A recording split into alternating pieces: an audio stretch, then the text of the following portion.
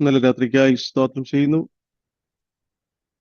ദൈവവചനത്തിന് മുൻപിൽ വീണ്ടും നമുക്കായിരിക്കാൻ കൊണ്ട് രാത്രികാലവും ദൈവം നമ്മെ സഹായിക്കുന്നല്ലോ. ഗലാത്യ ലേഖനത്തിൽ നിന്നാണ് നമ്മൾ ചിന്തിക്കുന്നത്. ഈ ലേഖനത്തെ നമ്മൾ മൂന്നായി വിഭാഗിച്ച് പഠിക്കുന്നു. ഒന്നാം ഭാഗം അതിന്റെ 1-2 അധ്യായങ്ങൾ വ്യക്തിപരമായ വിഷയങ്ങൾ. രണ്ടാം ഭാഗം അതിന്റെ 3-4 അധ്യായങ്ങൾ ഉപദേശപരമായ വിഷയങ്ങൾ. മൂന്നാം ഭാഗം അതിന്റെ 5-6 അധ്യായങ്ങൾ ജീവിതപരമായ വിഷയങ്ങൾ. അതിൽ ഒന്നാമത്തെ ഭാഗമാണ് നമ്മൾ ചിന്തിക്കുന്നത്. ഒന്നാമത്തെ അധ്യായം നമുക്ക് കഴിഞ്ഞ ക്ലാസ്സിൽ കംപ്ലീറ്റ് ചെയ്യുവാൻ ദൈവം സഹായിച്ചു. വ്യക്തിപരമായ വിഷയങ്ങളിൽ രണ്ടാമത്തെ അധ്യായം ഈ രാത്രികാലം നമ്മൾ തുടങ്ങുന്നു. ഈ അധ്യായത്തെ നമുക്ക് രണ്ടായിട്ട് വിഭാഗിച്ച് പഠിക്കാം. 1 മുതൽ 10 വരെയുള്ള വേദഭാഗങ്ങൾ അപ്പോസ്തലനായ പൗലോസിന്റെ അപ്പോസ്തലത്വത്തിന്റെ ഔദ്യോഗിക അംഗീകരണം. പൗലോസിന്റെ അപ്പോസ്തലത്വത്തിന്റെ ഔദ്യോഗിക അംഗീകരണം. അതിന്റെ 11 മുതൽ 21 വരെയുള്ള വാക്യങ്ങൾ തന്റെ ഇടപാടിന്റെ നൈർമല്യം. ഈ രണ്ട് വിഷയങ്ങളാണ് ഈ അധ്യായത്തിലുള്ളത്. തന്റെ വ്യക്തിപരമായ വിഷയങ്ങളെ കുറിച്ചാണ് പൗലോസ് ഈ 2 അധ്യായങ്ങളിൽ കൂടി നമ്മോട് സംസാരിക്കുന്നത്. സ്തോത്രം. ഈ രാത്രികാലം നമ്മൾ ചിന്തിക്കുന്നത് അതിന്റെ 1 മുതൽ 10 വരെയുള്ള വാക്യങ്ങളാണ്. Galatians chapter 2 verse 1 to 10. Verse 1 ഒന്നാം വാക്യം. 14 ആണ്ട് കഴിഞ്ഞിട്ട് ഞാൻ ബർന്നബാസുമായി തീത്തോസിനെയും കൂട്ടിക്കൊണ്ട് വീണ്ടും യെരുശലേമിലേക്ക് പോയി. 14 ആണ്ട് കഴിഞ്ഞിട്ട് ഞാൻ ബർന്നബാസുമായി തീത്തോസിനെയും കൂട്ടിക്കൊണ്ട് വീണ്ടും യെരുശലേമിലേക്ക് പോയി. പൗലോസിന്റെ മാനസാന്തര ശേഷം അപ്പോസ്തലന്മാരുമായിട്ടുള്ള സമ്പർക്കം ചുരുക്കവും ഹ്രസ്വവുമാണെന്ന് തെളിയിച്ചു. 1-ാം അധ്യായത്തിൽ വളരെ ചുരുങ്ങിയ ദിനങ്ങൾ മാത്രമേ അപ്പോസ്തലന്മാരുമായിട്ട് താൻ ബന്ധപ്പെട്ടിരുന്നുള്ളൂ എന്ന് 1-ാമത്തെ അധ്യായത്തിൽ നാം ചിന്തിച്ചു. നമ്മൾ 1-ാം അധ്യായം 18-ാമത്തെ വാക്യത്തിൽ ഇപ്രകാരം വായിച്ചു: 3 ആണ്ട് കഴിഞ്ഞിട്ട് കേഫാവുമായി മുഖപരിചയമാകേണ്ടതിന് യെരുശലേമിലേക്ക് പോയി 15 ദിവസം അവനോട് കൂടെ പാർത്തു. വളരെ ചുരുങ്ങിയ ദിനങ്ങളാണ് താൻ മാനസാന്തരപ്പെട്ട ശേഷം അപ്പോസ്തലന്മാരുമായിട്ടുള്ള സമ്പർക്കം. ഇപ്പോൾ 14 വർഷം കഴിഞ്ഞ് യെരുശലേമിലെ സഭാ നേതൃത്വവുമായി താൻ കണ്ടുമുട്ടുവാനായി പോകുകയാണ്. ഈ 14 വർഷം തന്റെ മാനസാന്തരത്തിന് ശേഷമാണോ അതോ സിറിയ കിലിക്കിയ സന്ദർശനത്തിന് ശേഷമാണോ എന്നതിൽ തർക്കമുണ്ട്. നമ്മൾ 18-ാം വാക്യം 1-ാം അധ്യായം 18-ാം വാക്യം വായിച്ച് ഇങ്ങോട്ട് വരുന്നുടനെ ആ കാര്യം എഴുതിയിട്ടുണ്ടല്ലോ. അതിന്റെ 21-ാമത്തെ വാക്യത്തിൽ പിന്നെ ഞാൻ യെരുശലേമിൽ നിന്ന് പോയ കാര്യങ്ങളെ കുറിച്ച് സിറിയ കിലിക്കിയ ദിക്കുകളിലേക്ക് പോയതായിട്ട് നമ്മൾ പഠിച്ചു. അപ്പോൾ ഈ 14 വർഷം എന്ന് ഇവിടെ രേഖപ്പെടുത്തിയിരിക്കുന്ന 14 വർഷം അത് തന്റെ മാനസാന്തരത്തിന് ശേഷമാണോ അതോ ഇവിടെ രേഖപ്പെടുത്തിയിരിക്കുന്ന സിറിയ കിലിക്കിയ സന്ദർശനത്തിന് ശേഷമാണോ എന്ന കാര്യത്തിൽ തർക്കമുണ്ട്. എന്നാൽ സിറിയ കിലിക്കിയ സന്ദർശനത്തിന് ശേഷമാണ് ഈ സന്ദർശനമെന്ന് ബഹുഭൂരിപക്ഷം വേദപണ്ഡിതന്മാരും അഭിപ്രായപ്പെടുന്നു. ദൈവത്തിന് സ്തോത്രം. അതായത് താൻ രക്ഷിക്കപ്പെട്ട് 3 ആണ്ട് കഴിഞ്ഞ് ദമസ്കോസിൽ നിന്ന് യെരുശലേമിലേക്ക് പോകുന്നു. അവിടെ നിന്ന് സിറിയ കിലിക്കിയ ദിക്കുകളിലേക്ക് പോകുന്നു. ഈ സന്ദർശന ശേഷം 14 ആണ്ട് കഴിഞ്ഞിട്ടാണ് അപ്പോസ്തലനായ പൗലോസ് വീണ്ടും യെരുശലേം സന്ദർശിക്കുന്നതെന്ന് മിക്ക വേദപണ്ഡിതന്മാരും അഭിപ്രായപ്പെടുന്നു. സ്തോത്രം. ഇനിയും ഈ യെരുശലേം സന്ദർശനത്തിന്റെ സമയം നിശ്ചയിക്കുന്നതിലും തർക്കമുണ്ട്. 2 വേദഭാഗങ്ങൾ അതോടുള്ള ബന്ധത്തിൽ. പ്രവൃത്തികളുടെ പുസ്തകം 11-ാം അധ്യായം അതിന്റെ 27 മുതൽ 30 വരെയുള്ള വേദഭാഗങ്ങൾ. Book of Acts chapter 11 verse 27 to 30. ആ കാലത്ത് യെരുശലേമിൽ നിന്ന് പ്രവാചകന്മാർ അന്ത്യോക്യയിലേക്ക് വന്നു. അവരിൽ അഗബോസ് എന്ന പേരുള്ളവൻ എഴുന്നേറ്റ് ലോകത്തിലൊക്കെയും മഹാക്ഷാമം ഉണ്ടാകുമെന്ന് ആത്മാവിനാൽ പ്രവചിച്ചു. അത് ക്ലൗദ്യോസിന്റെ കാലത്ത് സംഭവിച്ചു. അപ്പോൾ യഹൂദിയർ പാർക്കുന്ന സഹോദരന്മാരുടെ ഉദവിക്കായി ശിഷ്യന്മാരിൽ ഓരോരുത്തൻ പ്രാപ്തി പോലെ കൊടുത്തയപ്പാൻ നിശ്ചയിച്ചു. അവർ അത് നടത്തി ബർന്നബാസിന്റെയും ശൗലിന്റെയും കയ്യിൽ മൂപ്പന്മാർക്ക് കൊടുത്തയച്ചു. ഇവിടെ ധനസഹായവും കൊണ്ട് ബർന്നബാസും ശൗലും യെരുശലേം സന്ദർശിക്കുന്നതായിട്ട് നമ്മൾ കാണുന്നു ഒന്നാമത്തെ ഭാഗത്തില്. രണ്ടാമതായിട്ട് അതിന്റെ 15-ാം അധ്യായം, book of Acts chapter 15 verse 1 to 4, 1 മുതൽ 4 വരെയുള്ള വാക്യങ്ങൾ. 15-ാം അധ്യായം 1 മുതൽ 4 വരെയുള്ള വാക്യങ്ങൾ. യഹൂദിയിൽ നിന്ന് ചിലർ വന്നു, നിങ്ങൾ മോശ കൽപ്പിച്ച ആചാരം അനുസരിച്ച് പരിച്ഛേദന ഏൽക്കാഞ്ഞാൽ രക്ഷ പ്രാപിപ്പാൻ കഴിയുകയില്ല എന്ന് സഹോദരന്മാരെ ഉപദേശിച്ചു. പൗലോസിനും ബർന്നബാസിനും അവരോട് അല്പമല്ലാത്ത വാദവും തർക്കവും ഉണ്ടായിട്ട് പൗലോസും ബർന്നബാസും അവരിൽ മറ്റു ചിലരും ഈ തർക്കസംഗതിയെപ്പറ്റി യെരുശലേമിൽ അപ്പോസ്തലന്മാരുടെയും മൂപ്പന്മാരുടെയും അടുക്കൽ പോകണം എന്ന് നിശ്ചയിച്ചു. സഭ അവരെ യാത്ര അയച്ചിട്ട് അവർ ഫൊയ്നീക്കയിലും ശമര്യയിലും കൂടി കടന്ന് ജാതികളുടെ മാനസാന്തരവിവരം അറിയിച്ച് സഹോദരന്മാർക്ക് മഹാസന്തോഷം വരുത്തി. അവർ യെരുശലേമിൽ എത്തിയാറെ സഭയും അപ്പോസ്തലന്മാരും മൂപ്പന്മാരും അവരെ കൈക്കൊണ്ടു ദൈവം തങ്ങളോടുകൂടെ ഇരുന്ന് ചെയ്തതൊക്കെയും അവർ അറിയിച്ചു. ഇവിടെ അപ്പോസ്തലനായ പൗലോസ് യെരുശലേമിൽ പോകുന്ന കാര്യം രേഖപ്പെടുത്തിയിട്ടുണ്ട്. ഇത് വേദശാസ്ത്രപരമായ സംവാദത്തോടുള്ള ബന്ധത്തിലായിരുന്നു പൗലോസ് യെരുശലേം സന്ദർശിക്കുന്നത്. നമുക്കറിയാം യെരുശലേം കൗൺസിൽ, ഒന്നാമത്തെ യെരുശലേം കൗൺസിലിന്റെ കാര്യത്തെക്കുറിച്ചാണ് ഈ അപ്പോസ്തല പ്രവൃത്തികൾ 15-ാം അധ്യായത്തിൽ രേഖപ്പെടുത്തിയിരിക്കുന്നത്. അപ്പോഴ് ഈ യെരുശലേം സന്ദർശനത്തിന്റെ സമയം നിശ്ചയിക്കുന്ന കാര്യത്തിലും തർക്കമുണ്ട്. രണ്ട് വേദഭാഗങ്ങളാണ് അതോടുള്ള ബന്ധത്തിൽ മനുഷ്യർ പറയുന്നത്.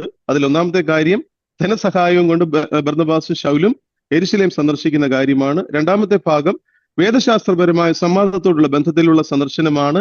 ഇവിടെയും രണ്ടാമത് പറഞ്ഞ സന്ദർഭത്തോടാണ് ഭൂരിഭാഗം പണ്ഡിതന്മാരും യോജിക്കുന്നത്. ദൈവത്തിന് സ്തോത്രം. കാരണം ഗലാത്യ ലേഖനം 2-ാം അധ്യായത്തിലും അതുപോലെ അപ്പോസ്തല പ്രവൃത്തികൾ 15-ാം അധ്യായത്തിലും ന്യായപ്രമാണ ആചാരവും സ്വാതന്ത്ര്യവുമാണ് കേന്ദ്ര വിഷയം. അതുകൊണ്ട് തന്നെയാണ് കൂടുതൽ ആളുകളും അതിനോട് യോജിക്കുന്നത്. അത് തന്നെയാണ് ശരിയെന്ന് എനിക്കും തോന്നുന്നു. കാരണം ഗലാത്യ ലേഖനം നമ്മളിപ്പോൾ പഠിച്ചുകൊണ്ടിരിക്കുന്ന 2-ാം അധ്യായം, അതുപോലെ 15-ാം അധ്യായം നമ്മൾ പ്രവൃത്തികളുടെ പുസ്തകം നമ്മൾ പഠിച്ചതാണ്. ഈ രണ്ട് ഭാഗങ്ങളിലും ന്യായപ്രമാണ ആചാരത്തെക്കുറിച്ചാണ് അവിടെ പറയുന്നത്, ക്രിസ്തുവേശുള്ള സ്വാതന്ത്ര്യത്തെക്കുറിച്ചാണ് അവിടെ പറയുന്നത്, പരിച്ഛേദനയെക്കുറിച്ചും അങ്ങനെയുള്ള വിഷയങ്ങളാണ് അവിടെ ഉണ്ടായ വിഷയങ്ങളെക്കുറിച്ച് ചർച്ച ചെയ്യുവാനാണ് അവർ യെരുശലേമിലേക്ക് പോകുന്നത്. അതുകൊണ്ട് തന്നെ രണ്ടാമത് പറഞ്ഞ വിഷയമാണ് കൂടുതൽ ശരിയായിട്ടുള്ള കാര്യം. ദൈവത്തിന് സ്തോത്രം. 2-ാം അധ്യായം 1-ാം വാക്യം കണ്ടിന്യൂ ചെയ്തായിട്ട്. 14 ആണ്ട് കഴിഞ്ഞിട്ട് ഞാൻ ബർന്നബാസുമായി തീത്തോസിനെയും കൂട്ടിക്കൊണ്ട് വീണ്ടും യെരുശലേമിലേക്ക് പോയി. തീത്തോസിനെയും കൂട്ടിക്കൊണ്ട് യെരുശലേമിലേക്ക് പോയി. തീത്തോസിനെ കുറിച്ച് പ്രവൃത്തികളുടെ പുസ്തകത്തിൽ ഒന്നും പറയുന്നില്ല. എന്നാൽ 15-ാം അധ്യായം 2-ാം വാക്യം ഒന്ന് വായിച്ചിട്ട്, book of Acts chapter 15 verse 2. പൗലോസിനും ബർന്നബാസിനും അവരോട് അല്പമല്ലാത്ത വാദവും തർക്കവും ഉണ്ടായിട്ട് പൗലോസും ബർന്നബാസും അവരിൽ മറ്റു ചിലരും ഈ തർക്കസംഗതിയെപ്പറ്റി യെരുശലേമിൽ അപ്പോസ്തലന്മാരുടെയും മൂപ്പന്മാരുടെ അടുക്കൽ പോകണമെന്ന് നിശ്ചയിച്ചു. ഇവിടെ രേഖപ്പെടുത്തിയിരിക്കുന്ന മറ്റു ചിലരിൽ അതിൽ തീത്തോസും ഉൾപ്പെട്ടതായിട്ട് നമുക്ക് കരുതാം. ദൈവത്തിന് സ്തോത്രം. ഇവിടെ വ്യക്തമായിട്ട് എഴുതിയിരിക്കുന്നു, ഞാൻ തീത്തോസിനെയും കൊണ്ട്, അപ്പോസ്തലനായ പൗലോസ് തീത്തോസിനെയും കൊണ്ട് യെരുശലേമിലേക്ക് പോയതായിട്ട്. ഹല്ലേലൂയ. എന്തിനാകാം പൗലോസ് തീത്തോസിനെയും കൂട്ടിക്കൊണ്ടുപോയത്? അവനെ കൊണ്ടുപോയാൽ ഒന്നാമതായിട്ട് പരിച്ഛേദന ഏൽക്കാതെ ഒരുപാട് പേര് ദൈവസന്നിധിയിലേക്ക് കടന്നു വന്നിട്ടുണ്ട്. പരിച്ഛേദന ഏൽക്കാത്ത അവനെ സ്വീകരിക്കുവാൻ യെരുശലേം സഭ വിസമ്മതിക്കാം. എന്തുവാ അൾട്ടിമേറ്റ് ആയിട്ടുള്ള, ആത്യന്തികമായിട്ടുള്ള അവരുടെ യെരുശലേമിലെ മൂപ്പന്മാരുടെ അഭിപ്രായമെന്ന് അപ്പോഴും അറിയത്തില്ല. പക്ഷെ പൗലോസ് തീത്തോസിനെ കൂട്ടിക്കൊണ്ടു പോകുന്നു. അതിന്റെ കാരണങ്ങൾ, ഒന്നാമത് തീത്തോസ് പരിച്ഛേദന ഏൽക്കാത്ത വ്യക്തിയാണ്. പരിച്ഛേദന ഏൽക്കാതെ വിശ്വാസത്തിലേക്ക് കടന്നു വന്ന വ്യക്തിയാണ്. പരിച്ഛേദന ഏൽക്കാത്ത അവനെ സ്വീകരിക്കുവാൻ തക്കവണ്ണം യെരുശലേം സഭ ഒരുപക്ഷെ വിസമ്മതിക്കാം. അങ്ങനെയെങ്കിൽ യഹൂദവാദികൾ ജയിച്ചു.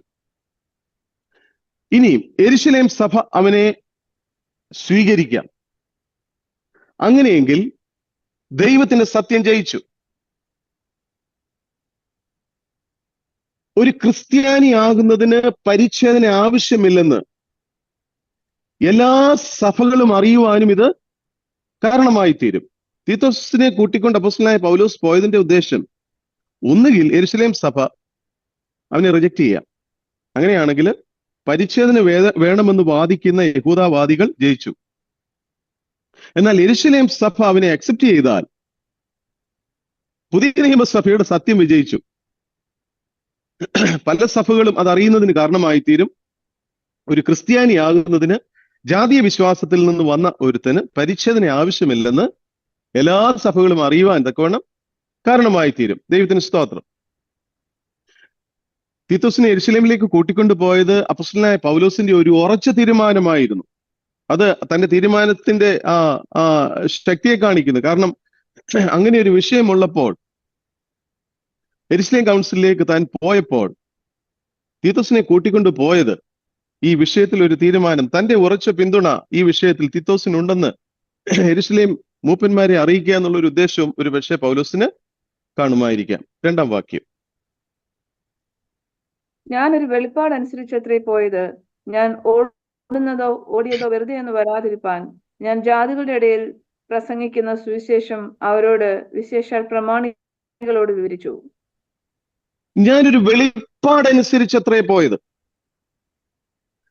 പ്രവൃത്തികളുടെ പുസ്തകം 15-ാം അധ്യായം 2-3 വാക്യങ്ങൾ വായിച്ചാട്ടെ. Book of Acts chapter 15 verse 2 and 3. പൗലോസിനും ബർന്നബാസിനും അവരോട് അല്പമല്ലാത്ത വാദവും തർക്കവും ഉണ്ടായിട്ട് പൗലോസും ബർന്നബാസും അവരിൽ മറ്റു ചിലരും ഈ തർക്കസംഗതിയെ പറ്റി യെരുശലേമിൽ അപ്പോസ്തലന്മാരുടെയും മൂപ്പന്മാരുടെ അടുക്കൽ പോകണമെന്ന് നിശ്ചയിച്ചു. സഭ അവരെ യാത്ര അയച്ചിട്ട് അവർ ഫൊനിക്കയിലും ശമരിയയിലും കൂടി കടന്ന് ജാതികളുടെ മാനസാന്തരവരും അറിയിച്ച് സഹോദരന്മാർക്ക് മഹാസന്തോഷം വരുത്തി. ഇവിടെ ഒരു വാക്ക് ശ്രദ്ധിക്കുക, സഭ അവരെ യാത്ര അയച്ചു. ഗലാത്യലേഖനം 2-ാം അധ്യായം 2-ാമത്തെ വാക്യത്തിൽ നാം വായിക്കുന്നു, ഞാനൊരു വെളിപ്പാടനുസരിച്ച് അത്രേ പോയത്. പ്രവൃത്തികളുടെ പുസ്തകത്തിൽ സഭ അവരെ യാത്ര അയച്ചു എന്ന് പറയുന്നതിനെതിരല്ല ഗലാത്യലേഖനം 2-ാം അധ്യായം 2-ാം വാക്യത്തിലെ പ്രസ്താവന. ഈ വെളിപ്പാട് എങ്ങനെ ലഭിച്ചു എന്ന് പറയുന്നില്ല. അത് പൗലോസിന് നേരിട്ടോ സഭയ്ക്ക് പൊതുവായിട്ടോ ലഭിച്ചതാകാം. ഇനി രണ്ടും ആകാം. നല്ല എക്സാമ്പിൾ നമ്മുടെ മുൻപിലുണ്ട് പത്രോസിന്റെ വിഷയത്തില്. പ്രവൃത്തികളുടെ പുസ്തകം 10-ാം അധ്യായം അതിന്റെ 19 മുതൽ 22 വരെയുള്ള വാക്യങ്ങൾ ഒന്ന് വായിച്ച്. Book of Acts chapter 10 verse 19 to 22. Pathros ദർശനത്തെ കുറിച്ച് ചിന്തിച്ചുകൊണ്ടിരിക്കുമ്പോൾ ആത്മാ അവനോട്, 3 പുരുഷന്മാർ നിന്നെ അന്വേഷിക്കുന്നു, നീ എഴുന്നേറ്റ് ഇറങ്ങിച്ചെല്ലുക, ഞാൻ അവരെ അയച്ചതാകൊണ്ട് ഒന്നും സംശയിക്കാതെ അവരോടുകൂടെ പോക എന്ന് പറഞ്ഞു. പത്രോസ് ആ പുരുഷന്മാരുടെ അടുക്കൽ ഇറങ്ങിച്ചെന്നു. നിങ്ങൾ അന്വേഷിക്കുന്നവൻ ഞാൻ തന്നെ, നിങ്ങൾ വന്ന സംഗതി എന്ത് എന്ന് ചോദിച്ചു. അതിന് അവർ, നീതിമാനും ദൈവഭക്തനും യഹൂദന്മാരുടെ സകല ജാതിയാലും നല്ല സാക്ഷ്യം കൊണ്ടവനുമായ കൊർന്നേലിയോസ് എന്ന ശതാധിപന് നിന്നെ വീട്ടിൽ വരുത്തി നിന്റെ പ്രസംഗം കേൾക്കണമെന്ന് ഒരു വിശുദ്ധ ദൂതനാൽ അരുളപ്പാടുണ്ടായിരിക്കുന്നു എന്ന് പറഞ്ഞു. അവൻ അവരെ അകത്ത് വിളിച്ചു.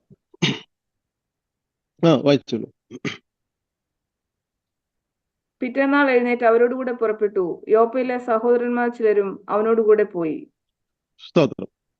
ഇവിടെ മതി. കൊർന്നേലിയോസിന്റെ വീട്ടിലേക്ക് തന്റെ ഭൃത്യന്മാർ മൂലം കൊർന്നേലിയോസ് പൗലോസിനെ ക്ഷണിക്കുന്നതായി കാണുന്നു. അപ്പോൾ തന്നെ ദൈവാത്മാവ് പത്രോസിനെ അതിനായി നിയോഗിക്കുകയും ചെയ്യുന്നതായും നാം കാണുന്നുണ്ട്. ദൈവത്തിന് സ്തോത്രം. പത്രോസിന്റെ വിഷയത്തിൽ ഇതുപോലെ സഭ അവരെ യാത്ര അയച്ചു എന്ന് പ്രവൃത്തികളുടെ പുസ്തകത്തിൽ നാം വായിക്കുന്നു. ആ പറയുന്നത് ഗലാത്യലേഖനം 2-ാം അധ്യായം 2-ാം വാക്യത്തിൽ വായിക്കുന്ന ഒരു വെളിപ്പാട് അനുസരിച്ചത്രേ ഞാൻ പോയത് എന്ന് പറയുന്നതിനെതിരല്ല. ഒരുപക്ഷെ പൗലോസിന് നേരിട്ടോ സഭയ്ക്ക് പൊതുവായിട്ടോ ലഭിച്ചതാകാം ഈ വെളിപ്പാട്. ഇനി ഒരുപക്ഷെ രണ്ടുമാകാം. ദൈവത്തിന് സ്തോത്രം. 2-ാം വാക്യം കണ്ടിന്യൂ ചെയ്തിട്ട്,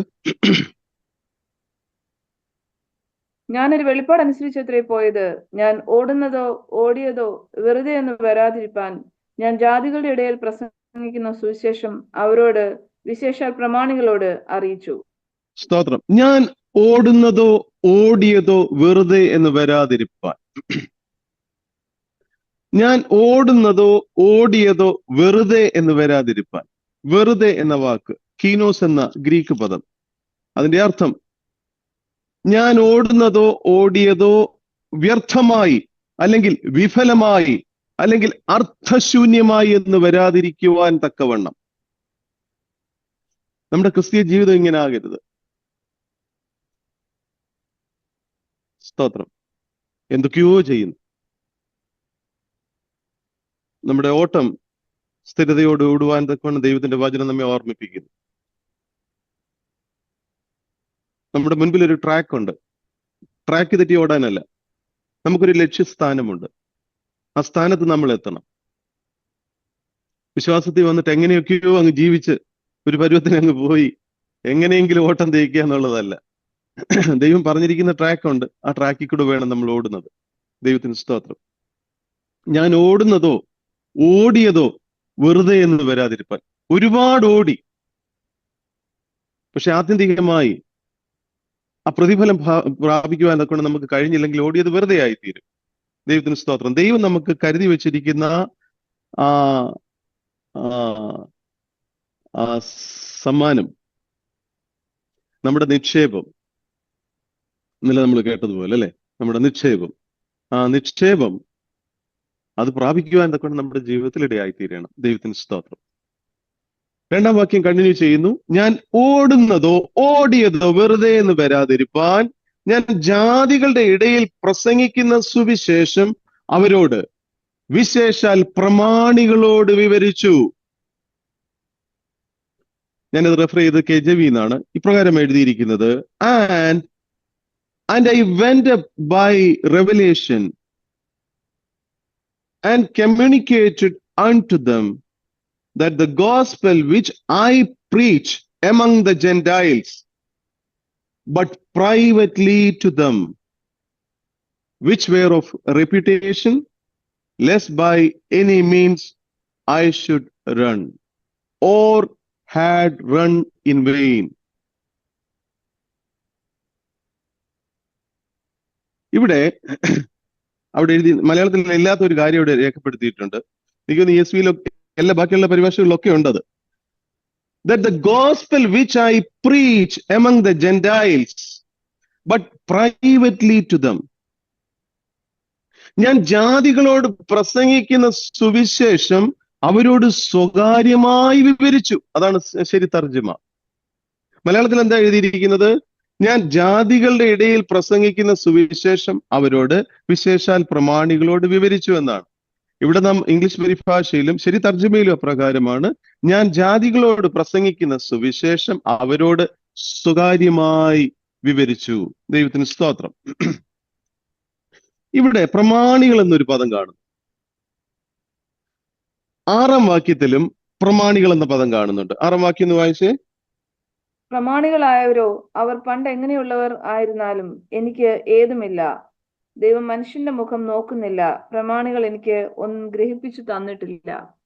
പ്രമാണികളായവരോ അവർ പണ്ട് എങ്ങനെയുള്ളവരായിരുന്നാലും എനിക്കേതുമില്ല. ദൈവം മനുഷ്യന്റെ മുഖം നോക്കുന്നില്ല. പ്രമാണികൾ എനിക്കൊന്നും ഗ്രഹിപ്പിച്ചു തന്നിട്ടില്ല. അപ്പൊ 6-ാം വാക്യത്തിലും ഈ പ്രമാണികൾ എന്ന പദം കാണുന്നുണ്ട്. 9-ാം വാക്യത്തിൽ ഈ പ്രമാണികൾ ആരെന്ന് വെളിപ്പെടുത്തുന്നു. 9-ാം വാക്യം വായിച്ചാട്ട്. എനിക്ക് ലഭിച്ച കൃപ അറിഞ്ഞും കൊണ്ട് തൂണുകളായി എണ്ണപ്പെട്ടിരുന്ന യാക്കോബും കേഫാവും യോഹന്നാനും ഞങ്ങൾ ജാതികളുടെ ഇടയിലും അവർ പരിശീലനക്കാരുടെ ഇടയിലും സുവിശേഷം അറിയിപ്പാൻ തക്കവണ്ണം എനിക്കും ബർന്നബാസിനും കൂട്ടായ്മയുടെ വലം കൈ തന്നു. ദരിദ്രരെ ഞങ്ങൾ ഓർത്തുകൊള്ളണമെന്ന് മാത്രം അവർ പറഞ്ഞു. സ്തോത്രം.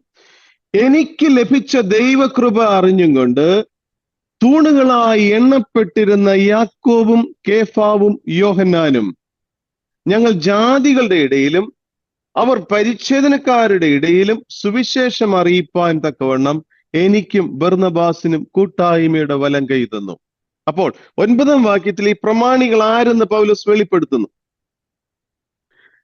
ഈ പ്രമാണികൾ എന്ന ആവർത്തനം ഗലാത്യയിലുള്ള യഹൂദവാദികളുടെ വാക്ക് പൗലോസ് ഉദ്ധരിക്കുകയായിരിക്കാം.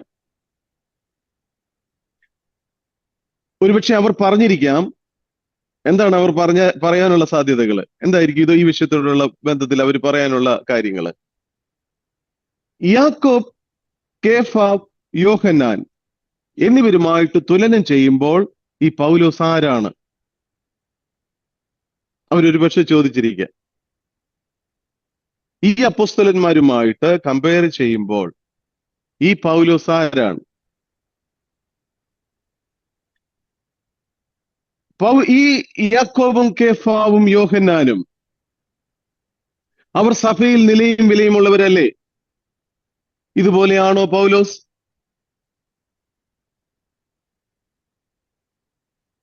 ഈ വാക്ക് പൗലോസ് ഒരുപക്ഷെ ദ്വയാർത്ഥ പ്രയോഗമായിട്ടും ഉപയോഗിച്ചിരിക്കാം. ഞാൻ പറഞ്ഞത് നിങ്ങൾ മനസ്സിലാകുന്നുണ്ടോ? പ്രമാണികൾ എന്ന് ആവർത്തിച്ച് ഇവിടെ പറഞ്ഞിരിക്കുന്നത് ഗലാത്യയിലുള്ള യഹൂദവാദികളുടെ വാക്ക് പൗലോസ് ഉദ്ധരിക്കുകയായിരിക്കാം. അതല്ല എങ്കിൽ ഇൻവെർട്ടഡ് കോമയിൽ പ്രമാണികൾ എന്ന വാക്ക് പൗലോസ് ഒരുപക്ഷെ ദ്വയാർത്ഥ പ്രയോഗമായിട്ടും ഉപയോഗിച്ചിരിക്കാം. ഈ 3 അപ്പോസ്തലന്മാരെ പൗലോസുമായി യഹൂദവാദികൾ തുലനം ചെയ്യുന്നതിന്റെ കാരണം എന്താ? കമ്പയർ ചെയ്യുന്നതിന്റെ കാരണം എന്താ? ഈ 3 പേർക്കും സഭയിലുള്ള മതിപ്പ് പൗലോസിന് എതിരായിട്ടുള്ള കാര്യങ്ങൾക്ക് ഒരു പരിഹാരമാകുമെന്ന് അവർ കരുതിയിരിക്കാം. യഹൂദവാദികൾ എന്ന് പറയുന്നവരുടെ നിങ്ങൾ ഓർമ്മയിൽ വെക്കണം, 15-ാം അധ്യായം ഒക്കെ നമ്മൾ പഠിച്ചതാണല്ലോ. അതിന്റെ കണ്ടന്റ് എന്താണെന്ന് നിങ്ങൾക്ക് അറിയാമല്ലോ. പരിച്ഛേദന എന്ന വിഷയം, ജാതി ആചാരത്തിൽ നിന്ന് കടന്നു വരുന്ന ആളുകൾ പരിച്ഛേദന ഏൽക്കണം. അത് യഹൂദ വിശ്വാസത്തിൽ നിന്ന് വന്ന ചില വിശ്വാസികൾക്ക് അവരൊരു കണ്ടീഷൻ അവിടെ വെക്കുന്നു. അപ്പോൾ പൗലോസ് അതിനെതിരായിട്ട് നിൽക്കുന്ന വ്യക്തിയാ, പരിച്ഛേദന ആവശ്യമില്ല എന്ന് വാദിക്കുന്ന ഒരു വ്യക്തിയാ.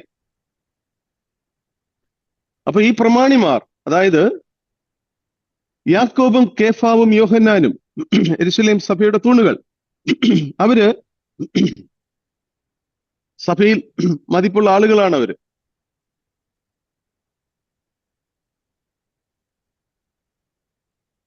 ഇവർ ഈ പൗലോസിനെ ഇവരുമായിട്ട് തുലനം ചെയ്യുന്നതിന്റെ ഒരു കാരണം, ഈ മൂവർക്കുമുള്ള മതിപ്പ് പൗലോസിനെതിരായിട്ടുള്ള കാര്യങ്ങൾക്ക് ഒരു പരിഹാരമാകുമെന്ന് അവര് യഹൂദവാദികൾ കരുതിയിരിക്കാം. അതായത് ഈ മൂവര് പൗലോസിനെതിരെ എന്തെങ്കിലും പറഞ്ഞാൽ പൗലോസിന് പിന്നെ ഗതിയില്ല എന്നവർ ചിന്തിച്ചിരിക്കുക. അങ്ങനെ വന്നാൽ ഗലാത്യർ യഹൂദവാദികൾ പറയുന്നത് ശ്രദ്ധിക്കുമെന്നും അവർ ചിന്തിച്ചിരിക്കുക. ഈ 3 പേര്, സഭയിൽ തൂണുകളായി എണ്ണപ്പെട്ടിരുന്ന ഈ 3 പേര് പൗലോസിനെതിരെ പറഞ്ഞാൽ പിന്നെ പൗലോസിന് അവിടെ നിൽക്കുവാൻ തക്കവണ്ണം കഴിയത്തില്ല. അങ്ങനെ വന്നാൽ യഹൂദവാദികൾ പറയുന്നത് അവർ ശ്രദ്ധിക്കുമെന്ന് അവർ കരുതിയിരിക്കാം. ദൈവത്തിന് സ്തോത്രം. ഞാൻ പറയുന്നത് നിങ്ങൾക്ക് മനസ്സിലാകുന്നുണ്ടോ? ഹല്ലേലൂയ, സ്തോത്രം. 2-ാം വാക്യം കണ്ടിന്യൂ ചെയ്യുന്നു. ഞാൻ ഓടിയതോ വെറുതെ എന്ന് വരാതിരിപ്പാൻ ഞാൻ ജാതികളുടെ ഇടയിൽ പ്രസംഗിക്കുന്ന സുവിശേഷം അവരോട്, വിശേഷാൽ പ്രമാണികളോട് വിവരിച്ചു. പൗലോസ് അവരുടെ പ്രമാണിത്വം അംഗീകരിച്ചു കൊണ്ട് തന്നെ അവരോട് സംസാരിക്കുകയാണ്. 3-ാം വാക്യം. എന്റെ കൂടെയുള്ള തീത്തോസ് യവനെങ്കിലും പരിച്ഛേദന ഏൽപ്പാൻ അവനെ ആരും നിർബന്ധിച്ചില്ല. എന്റെ കൂടെയുള്ള തീത്തോസ് യവനെങ്കിലും പരിച്ഛേദന ഏൽപ്പാൻ അവനെ ആരും നിർബന്ധിച്ചില്ല. അങ്ങനെ ചെയ്തിരുന്നെങ്കിൽ ന്യായപ്രമാണം ജയിക്കുമായിരുന്നു. എന്നാൽ ഇവിടെ കൃപയുടെ സുവിശേഷം ജയിച്ചു. യെരുശലേം കൗൺസിലിൽ അപ്പോസ്തലന്മാർ എടുത്ത തീരുമാനം എന്താ? 15-ാം അധ്യായം, പ്രവൃത്തികളുടെ പുസ്തകം 15-ാം അധ്യായം 28 മുതൽ 30 വരെയുള്ള വാക്യങ്ങൾ. Book of Acts chapter 15 verse 28 to 30. വിഗ്രഹാർപ്പിതം, രക്തം, ശ്വാസം മുട്ടിച്ചത്തത്, പരസംഗം എന്നിവ വർജിക്കുന്നത് ആവശ്യമെന്നല്ലാതെ അധികമായ ഭാരമൊന്നും നിങ്ങളുടെ മേൽ ചുമത്തരുതെന്ന് പരിശുദ്ധാത്മാവിനും ഞങ്ങൾക്കും തോന്നിയിരിക്കുന്നു. ഇവ വർജിച്ച് സൂക്ഷിച്ചു കൊണ്ടാൽ നന്ന്. ശുഭമായിരിപ്പീൻ. അങ്ങനെ അവർ മതി. ഇവിടെ അപ്പോസ്തലന്മാർ അവസാനം പറയുന്ന കാര്യം ഇതാണ്: വിഗ്രഹാർപ്പിതം, രക്തം, ശ്വാസം മുട്ടിച്ചത്തത്, പരസംഗം എന്നിവ വർജിക്കുന്നത് ആവശ്യം എന്നല്ലാതെ അധികമായ ഭാരമൊന്നും, അതായത് പരിച്ഛേദന പോലുള്ള വിഷയങ്ങളൊന്നും നിങ്ങളുടെ മേൽ ചുമത്തരുത് എന്ന് പരിശുദ്ധാത്മാവിനും ഞങ്ങൾക്കും തോന്നിയിരിക്കുന്നു. ഇവ വർജിച്ച് സൂക്ഷിച്ചുകൊണ്ടാൽ നന്ന് ശുഭമായിരിപ്പീൻ. ഇതാണ് യെരുശലേം കൗൺസിലിൽ അപ്പോസ്തലന്മാർ എടുത്ത തീരുമാനം. ദൈവത്തിന് സ്തോത്രം. അതുകൊണ്ടാണ് പൗലോസ് പറയുന്നത് 3-ാം വാക്യത്തിൽ, എന്റെ കൂടെയുള്ള തീത്തോസ് യവനെങ്കിലും പരിച്ഛേദന ഏൽപ്പാൻ തക്കവണ്ണം ആരും അവനെ നിർബന്ധിച്ചില്ല. ദൈവത്തിന് സ്തോത്രം. 4-ാം വാക്യം. അതോ നുഴഞ്ഞു വന്ന കള്ള സഹോദരന്മാർ നിമിത്തമായിരുന്നു. അവർ നമ്മെ അടിമപ്പെടുത്തേണ്ടതിന് ക്രിസ്തുയേശുവിൽ നമുക്കുള്ള സ്വാതന്ത്ര്യം ഒറ്റുനോക്കുവാൻ നുഴഞ്ഞു വന്നിരുന്നു. അതോ നുഴഞ്ഞു വന്ന കള്ള സഹോദരന്മാർ നിമിത്തമായിരുന്നു. അവർ നമ്മെ അടിമപ്പെടുത്തേണ്ടതിന് ക്രിസ്തുയേശുവിൽ നമുക്കുള്ള സ്വാതന്ത്ര്യം ഒറ്റുനോക്കുവാൻ നുഴഞ്ഞു വന്നിരിക്കുന്നു. അതോ നുഴഞ്ഞു വന്ന കള്ള സഹോദരന്മാർ നിമിത്തമായിരുന്നു. അത് ഞാൻ NIV എന്നാണ് റെഫറൻസ് എടുത്തത്. ഇപ്രകാരമാണ് അവിടെ എഴുതിയിരിക്കുന്നത്. This matter arose because some false believers had infiltrated. ആ വാക്ക് എടുക്കാൻ വേണ്ടിയിട്ടാണ് ഞാൻ ആ വേദഭാഗം എടുത്തത്. Some believers had infiltrated our ranks to spy on the freedom we have in Christ Jesus and to make us slaves. സ്തോത്രം. ഇൻഫിൽട്രേറ്റഡ് എന്ന് പറഞ്ഞാല് നുഴഞ്ഞു കയറുക. ഹല്ലേലൂയ, സ്തോത്രം. നമ്മള് നുഴഞ്ഞു കയറ്റം കണ്ടിട്ടുണ്ട് അല്ലെ? ഇന്ത്യൻ പട്ടാളക്കാരുടെ വേഷം ധരിച്ചിട്ട് അതിർത്തിയിൽ കൂടി നുഴഞ്ഞു കയറുന്ന ഭീകരരെയൊക്കെ നമ്മൾ കണ്ടിട്ടുണ്ട് അല്ലെ? നുഴഞ്ഞു കയറുക എന്ന് പറയുന്നുണ്ടെങ്കിൽ നമുക്ക് ആദ്യം വരുന്ന പിക്ചറിൽ വരുന്ന കാര്യം അതല്ലേ. ഇവിടെ എന്താ എഴുതിയിരിക്കുന്നത്? This matter arose because some false believers had infiltrated. നുഴഞ്ഞു വന്ന കള്ള സഹോദരന്മാർ നിമിത്തമായിരുന്നു. ഇവിടെ അതോ എന്നൊരു വാക്കുണ്ട്. ഇംഗ്ലീഷിൽ അത് ദിസ് മാറ്റർ എന്ന് പറഞ്ഞാ തുടങ്ങുന്നത്. അതായത് 3-ാം വാക്യത്തിൽ രേഖപ്പെടുത്തിയിരിക്കുന്ന തീത്തോസ് ഉൾപ്പെടെ ജാതീയ വിശ്വാസത്തിൽ നിന്ന് ക്രിസ്തീയ വിശ്വാസത്തിലേക്ക് വന്നവർ പരിച്ഛേദന ഏൽക്കണമെന്ന നിർബന്ധം വെച്ചത് യഹൂദാ മതത്തിൽ നിന്നും ക്രിസ്തീയ സഭയിലേക്ക് നുഴഞ്ഞു വന്ന കള്ള സഹോദരന്മാരായിരുന്നു. മനസ്സിലാകുന്നുണ്ടോ? ദിസ് മാറ്റർ, അതോ എന്ന് പറയുന്നത്, ഈ ഒരു വാക്കുകൾക്കും നമ്മൾ ശ്രദ്ധിച്ചത് പഠിക്കുമ്പോൾ അതിലേക്ക് അതോ എന്ന് പറയുന്നത് ഇംഗ്ലീഷിൽ അത് ദിസ് മാറ്റർ. ഏത് മാറ്റർ? Which matter? അതായത് 3-ാം വാക്യത്തില് രേഖപ്പെടുത്തിയിരിക്കുന്ന തീത്തോസിനെ കുറിച്ച് രേഖപ്പെടുത്തിയിരിക്കുന്ന ആ തീത്തോസ് ഉൾപ്പെടെ അവരൊക്കെയും ജാതി വിശ്വാസത്തിൽ നിന്ന് ക്രിസ്തീയ വിശ്വാസത്തിലേക്ക് കടന്നു വന്നവരാണ്. അവര് പരിച്ഛേദന ഏൽക്കണമെന്ന നിബന്ധന വെച്ചത് യഹൂദാ മതത്തിൽ നിന്നും ക്രിസ്തീയ സഭയിലേക്ക് നുഴഞ്ഞു വന്ന കള്ള സഹോദരന്മാരായിരുന്നു. യഥാർത്ഥ സഹോദരന്മാരല്ല, നുഴഞ്ഞു വന്ന കള്ള സഹോദരന്മാർ. എന്നാൽ 1-ാം യെരുശലേം സഭ, യെരുശലേം കൗൺസിൽ ഇത് അംഗീകരിച്ചില്ല. അതാണ് നമ്മൾ പ്രവൃത്തികളുടെ പുസ്തകം 15-ാം അധ്യായത്തിൽ കാണുന്നത്. ദൈവത്തിന് സ്തോത്രം. ഗലാത്യ ലേഖനം 5-ാം അധ്യായത്തിൽ നമ്മൾ പഠിക്കാൻ പോകുന്ന ഒരു വേദഭാഗം ഉണ്ടല്ലോ. 1-ാമത്തെ വാക്യം എന്ന് വായിച്ചിട്ട് എല്ലാവർക്കും അറിയാവുന്ന വാക്യമാണ്. Galatians chapter 5:1. സ്വാതന്ത്ര്യത്തിനായിട്ട് ക്രിസ്തു നമ്മെ സ്വതന്ത്രരാക്കി, ആകയാൽ അതിൽ ഉറച്ചു നിൽപ്പീൻ, അടിമനുഖത്തിൽ പിന്നെയും കുടുങ്ങിപ്പോകരുത്. സ്വാതന്ത്ര്യത്തിനായിട്ട് ക്രിസ്തു നമ്മെ സ്വതന്ത്രരാക്കി, ആകയാൽ അതിൽ ഉറച്ചു നിൽപ്പീൻ, അടിമനുഖത്തിൽ പിന്നെയും കുടുങ്ങിപ്പോകരുത്. ഈ വാക്യമായിട്ടൊന്ന് കമ്പയർ ചെയ്ത് നോക്കിക്കേ. അതോ നുഴഞ്ഞു വന്ന കള്ള സഹോദരന്മാർ നിമിത്തമായിരുന്നു. അവർ നമ്മെ അടിമപ്പെടുത്തേണ്ടതിന് ക്രിസ്തുയേശുവിൽ നമുക്കുള്ള സ്വാതന്ത്ര്യം ഒറ്റുനോക്കുവാൻ നുഴഞ്ഞു വന്നിരിക്കുന്നു. അതുകൊണ്ടാണ് അപ്പോസ്തലനായ പൗലോസ് 5-ാം അധ്യായം 1-ാമത്തെ വാക്യത്തിൽ പറയുന്നത്, സ്വാതന്ത്ര്യത്തിനായിട്ട് ക്രിസ്തു നമ്മെ സ്വതന്ത്രരാക്കി, നാം സ്വാതന്ത്ര്യം പ്രാപിച്ചു. ആകിയാൽ അതിൽ ഉറച്ചു നിൽപ്പീൻ, ഈ വിശ്വാസത്തിൽ നിങ്ങൾ ഉറച്ചു നിൽപ്പീൻ, അടിമനുഖത്തിൽ പിന്നെയും കുടുങ്ങിപ്പോകരുത്. അവർ നമ്മെ അടിമപ്പെടുത്തേണ്ടതിനാ വീണ്ടും നുഴഞ്ഞു വന്നിരിക്കുന്നു എന്നുള്ള യാഥാർത്ഥ്യം നിങ്ങൾ മനസ്സിലാക്കണം. ക്രിസ്തുയേശുവിൽ നമുക്കുള്ള സ്വാതന്ത്ര്യം ഒറ്റുനോക്കുവാനായി കടന്നു വന്നവരാണവർ. ദൈവത്തിന് സ്തോത്രം. 5-ാം വാക്യം.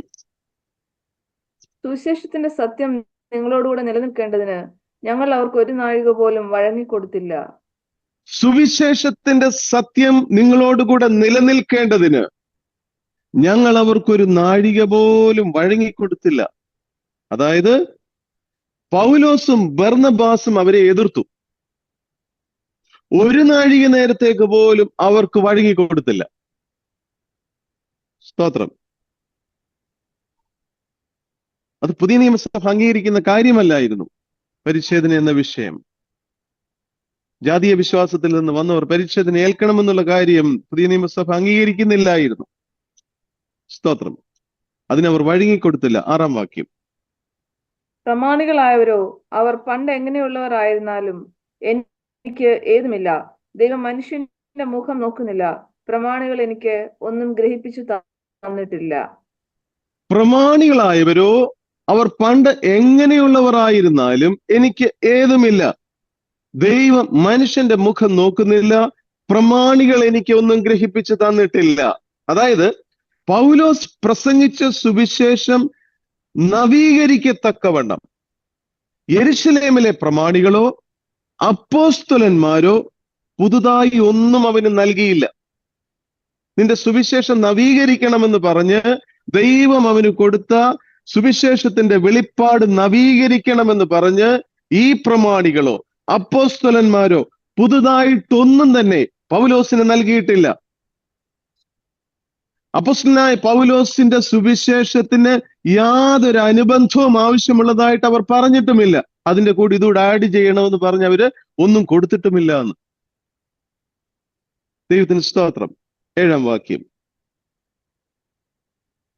നേരെ മറിച്ച് പരിച്ഛേദനയുടെ അപ്പോസ്തലത്വത്തിനായി പത്രോസിനോടുകൂടെ വ്യാപരിച്ചവൻ ജാതികൾക്കായി എന്നോടുകൂടെ വ്യാപരിച്ചതുകൊണ്ട്. നേരെ മറിച്ച് പരിച്ഛേദനയുടെ അപ്പോസ്തലത്വത്തിനായി പത്രോസിനോടുകൂടെ വ്യാപരിച്ചവൻ ജാതികൾക്കായി എന്നോടുകൂടെയും വ്യാപരിച്ചതുകൊണ്ട്. നേരെ മറിച്ച്, അതായത് അപ്പോസ്തലന്മാർക്ക് എന്റെ പദ്ധതികൾ മാറ്റുന്നതിനോ ജാതികൾക്ക് വേണ്ടി പുതിയൊരു ഉപദേശം പരിചയപ്പെടുത്തുന്നതിനോ അവരെ നേടുവാൻ പുതിയൊരു രീതി കൊണ്ടുവരേണ്ടതിനോ ആഗ്രഹമില്ലായിരുന്നു. അത് നേരെ മറിച്ച് തന്റെ പദ്ധതികൾ മാറ്റുവാൻ തക്കവണ്ണം അപ്പോസ്തലന്മാർ ആഗ്രഹിച്ചില്ല. ജാതികൾക്ക് വേണ്ടി പുതിയൊരു സുവിശേഷം പരിചയപ്പെടുത്തുവാൻ തക്കവണ്ണം അവർ തുനിഞ്ഞില്ല. അവരെ നേടുവാൻ തക്കവണ്ണം പുതിയൊരു രീതി അവനെ പഠിപ്പിച്ചില്ല. അങ്ങനെ ഒരു ആഗ്രഹം അവർക്കില്ലായിരുന്നു. മറിച്ച് പരിച്ഛേദനയുടെ അപ്പോസ്തലത്വത്തിനായി പത്രോസിനോടുകൂടെ വ്യാപരിച്ചവൻ ജാതികൾക്കായി എന്നോട് കൂടെയും വ്യാപരിച്ചതുകൊണ്ട്. അതായത് എന്റെ ഉപദേശങ്ങൾ അവരുടേതിന് സമാനമാണെന്നും ഒരേ സ്രോതസ്സിൽ നിന്നുള്ളതാണെന്നും അവർ വ്യക്തമായി കണ്ടു. ദൈവത്തിന് സ്തോത്രം. മറ്റൊരു സുവിശേഷം അറിയിക്കുവാൻ തക്കവണ്ണം അപ്പോസ്തലനായ പൗലോസിനോട് ഈ അപ്പോസ്തലന്മാരോ മൂപ്പന്മാരോ പ്രമാണിമാരോ പറഞ്ഞിട്ടില്ല. മറിച്ച് പരിച്ഛേദനയുടെ അപ്പോസ്തലത്വത്തിനായി പത്രോസിനോടുകൂടെ വ്യാപരിച്ചവൻ ജാതികൾക്കായി എന്നോടുകൂടെയും വ്യാപരിച്ചു. അതായത് പൗലോസിന്റെ ഉപദേശങ്ങൾ അപ്പോസ്തലന്മാരുടെ ഉപദേശങ്ങൾക്ക് സമമാണ്. അത് ദൈവത്തിൽ നിന്നുള്ളതാണ്. അവർക്ക് ലഭിച്ച സുവിശേഷം എന്ന് പറയുന്നത് ഒരേ സ്രോതസ്സിൽ നിന്നുള്ളതാണ്, രണ്ടിടങ്ങളിൽ നിന്നുള്ളതല്ല. അത് അവർക്ക് വ്യക്തമായിട്ട് അറിയാമായിരുന്നു. ഇത് ലളിതമായിട്ട് അർത്ഥമാക്കുന്നത് അപ്പോസ്തലന്റെ ലക്ഷണങ്ങൾ പത്രോസിലും പൗലോസിലും വ്യക്തമായിരുന്നു എന്നാണ്. അവർ രണ്ടുപേരിലും അപ്പോസ്തലന്റെ ഗുണഗണങ്ങൾ ഉണ്ടായിരുന്നു എന്നാണ് ലളിതമായിട്ട് പറഞ്ഞാൽ. കാരണം അവരറിയിച്ച സുവിശേഷം രണ്ട് സ്രോതസ്സിൽ നിന്നല്ല, ഒരേ സ്രോതസ്സിൽ നിന്നാണ്. അത് ദൈവത്തിൽ നിന്നായിരുന്നു. സ്തോത്രം. കൊരിന്ത്യർക്ക് എഴുതിയ 2-ാം ലേഖനം ഒന്ന് എടുത്താട്ട് 12-ാം അധ്യായം അതിന്റെ 12-ാമത്തെ വാക്യം. 2 Corinthians chapter 12 verse 12. അപ്പോസ്തലന്റെ ലക്ഷണങ്ങൾ പൂർണ്ണ സഹിഷ്ണുതയിലും അടയാളങ്ങളാലും അത്ഭുതങ്ങളാലും വീര്യപ്രവൃത്തികളാലും നിങ്ങളുടെ ഇടയിൽ വെളിപ്പെട്ടു വന്നുവല്ലോ. സ്തോത്രം. അപ്പോസ്തലന്റെ ലക്ഷണങ്ങൾ പൂർണ്ണ സഹിഷ്ണുതയിലും അടയാളങ്ങളാലും അത്ഭുതങ്ങളാലും വീര്യപ്രവൃത്തികളാലും നിങ്ങളുടെ ഇടയിൽ വെളിപ്പെട്ടു വന്നുവല്ലോ. അതിന് മുൻപ് നമ്മൾ വായിക്കുന്നുണ്ട്, അതിശ്രേഷ്ഠതയുള്ള അപ്പോസ്തലന്മാരെക്കാൾ ഒട്ടും കുറഞ്ഞവനായിരുന്നില്ല ഞാൻ. ദൈവത്തിന് സ്തോത്രം. ഒരാൾ ജാതികളുടെ ഇടയിൽ സുവിശേഷം അറിയിച്ചെങ്കിൽ മറ്റേയാൾ യഹൂദന്മാരുടെ ഇടയിൽ സുവിശേഷം അറിയിച്ചു എന്ന് മാത്രം. അതാണ് 8-ാമത്തെ വാക്യത്തിൽ നാം കാണുന്നത്. സ്തോത്രം. 8-ാം വാക്യം വായിച്ചാട്ടെ. പത്രോസിന് പരിച്ഛേദനക്കാരുടെ ഇടയിലെ സുവിശേഷ ഘോഷണം എന്ന പോലെ എനിക്ക് അഗ്രചർമ്മക്കാരുടെ ഇടയിലെ സുവിശേഷ ഘോഷണം ഫലമേൽപ്പിച്ചിരിക്കുന്നു എന്ന് കണ്ടു. സ്തോത്രം. പത്രോസിന് പരിച്ഛേദനക്കാരുടെ ഇടയിലെ സുവിശേഷ ഘോഷണം എന്ന പോലെ എനിക്ക് അഗ്രചർമ്മക്കാരുടെ ഇടയിലെ സുവിശേഷ ഘോഷണം പരമേൽപ്പിച്ചിരിക്കുന്നു എന്ന് കണ്ടു. ഗലാത്യ ലേഖനം 2-ാം അധ്യായം 9-ാമത്തെ വാക്യം കണ്ടിന്യൂ ചെയ്താട്ട്. എനിക്ക് ലഭിച്ച കൃപ അറിഞ്ഞുകൊണ്ട് തൂണുകളായി എണ്ണപ്പെട്ടിരുന്ന യാക്കോബും കേഫാവും യോഹന്നാനും ഞങ്ങൾ ജാതികളുടെ ഇടയിലും അവർ പരിച്ഛേദനക്കാരുടെ ഇടയിലും സുവിശേഷം അറിയിപ്പാൻ തക്കവണ്ണം എനിക്കും ബർന്നബാസിനും കൂട്ടായ്മയുടെ വലങ്കൈ തന്നു. ദരിദ്രരെ ഞങ്ങൾ ഓർത്തുകൊള്ളണം ദരിദ്രരെ ഞങ്ങൾ ഓർത്തുകൊള്ളണമെന്ന് മാത്രം അവർ പറഞ്ഞു. സ്തോത്രം.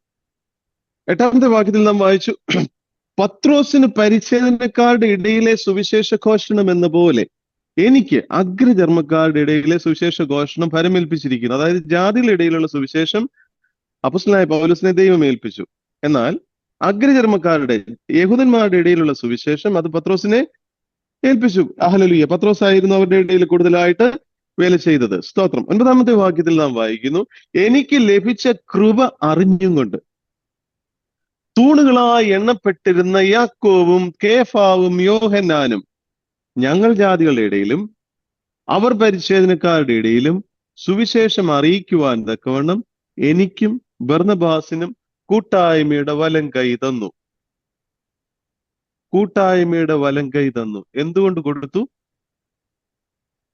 ഒന്നാമതായിട്ട്, പത്രോസ് യഹൂദന്മാർക്ക് എന്ന പോലെ പൗലോസ് ജാതികൾക്ക് അപ്പോസ്തലനായി വിളിക്കപ്പെട്ടവനാണെന്ന് യാക്കോബും കേഫാവും യോഹന്നാനും മനസ്സിലായി. ഇത് നമ്മൾ 9-ാമത്തെ വാക്യം നമ്മൾ പഠിക്കുന്നുണ്ട്, മനസ്സിലാകുന്ന കാര്യം അത്. എനിക്ക് ലഭിച്ച കൃപ അറിഞ്ഞും കൊണ്ട്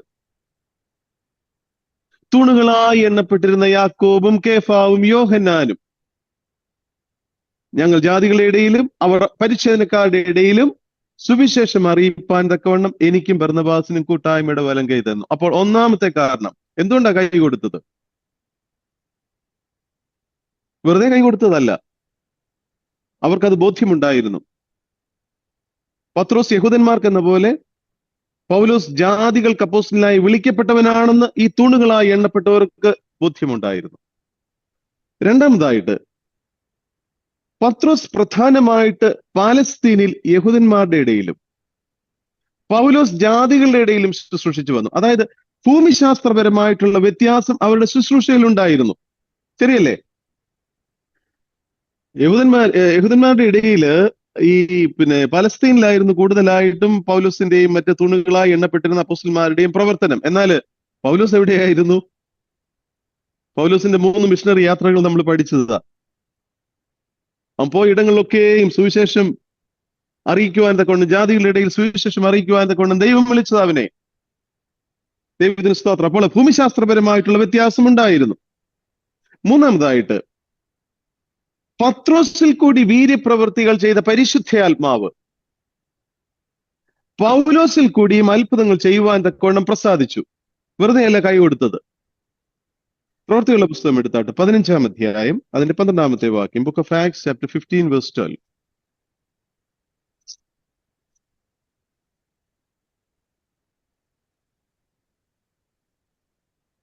ജനസമൂഹം എല്ലാം മിണ്ടാതെ ബർന്നബാസും പൗലോസും ദൈവം തങ്ങളെ കൊണ്ട് ജാതികളുടെ ഇടയിൽ ചെയ്യിച്ച അടയാളങ്ങളും അത്ഭുതങ്ങളും എല്ലാം വിവരിക്കുന്നത് കേട്ടുകൊണ്ടിരുന്നു.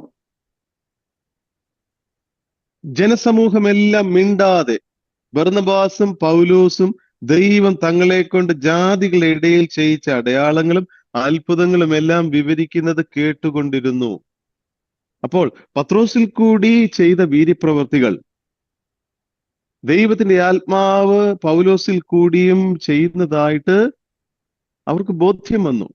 അതുകൊണ്ട് ആ കരം കൊടുത്തത്.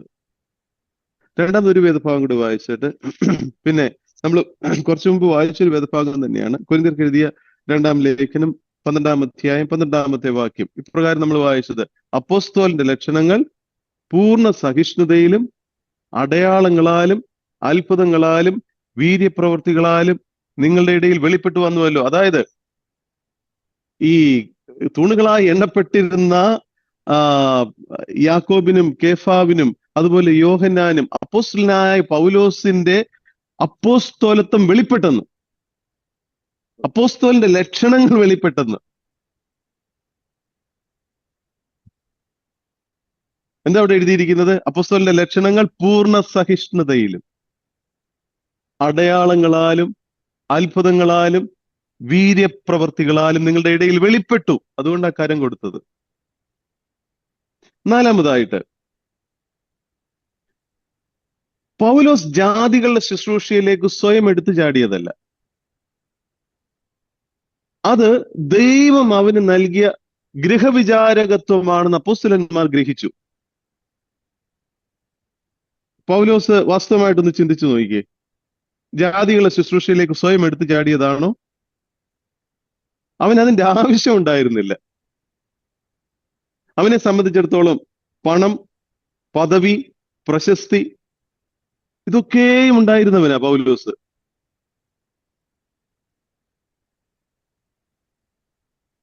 യഹൂദന്മാരുടെ ന്യായപ്രമാണത്തിനെതിരായിട്ട് നിൽക്കുന്നവരെ വകവരുത്തിക്കൊണ്ടിരുന്ന മനുഷ്യൻ.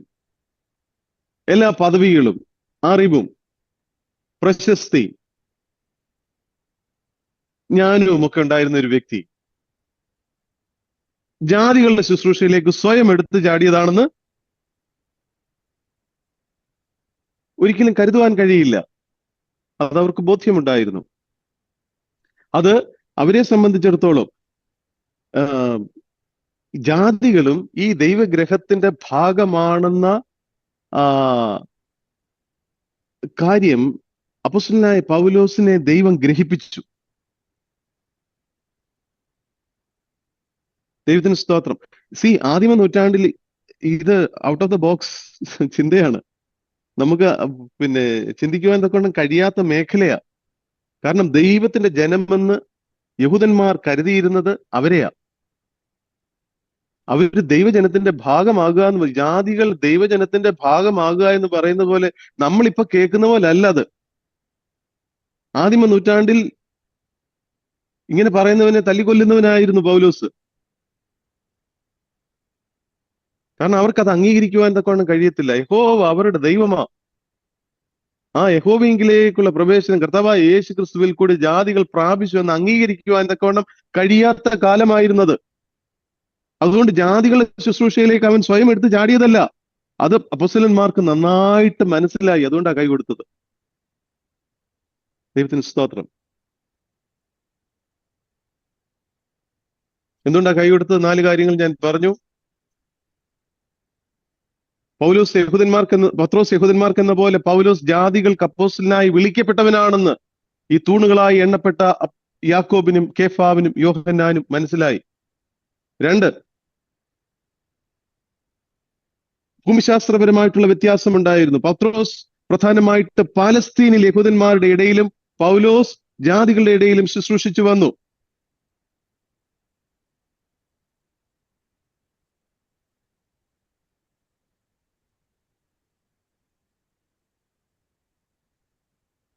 ഒരു സെക്കൻഡ്.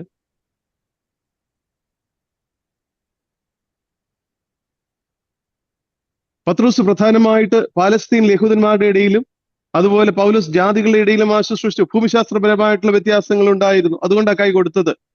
ജാതികളുടെ ഇടയിൽ പ്രവർത്തിക്കുവാനായിട്ട് ദൈവം അവനെ വിളിച്ചതാണെന്നുള്ള ബോധ്യം തൂണുകളായി എണ്ണപ്പെട്ട അപ്പോസ്തലന്മാർക്കുണ്ടായിരുന്നു. 3, പത്രോസിൽ കൂടി ചെയ്ത വീര്യപ്രവൃത്തികൾ തന്നെ പരിശുദ്ധാത്മാവ് പൗലോസിൽ കൂടെയും ചെയ്തെന്ന് അവർക്ക് ബോധ്യമായി.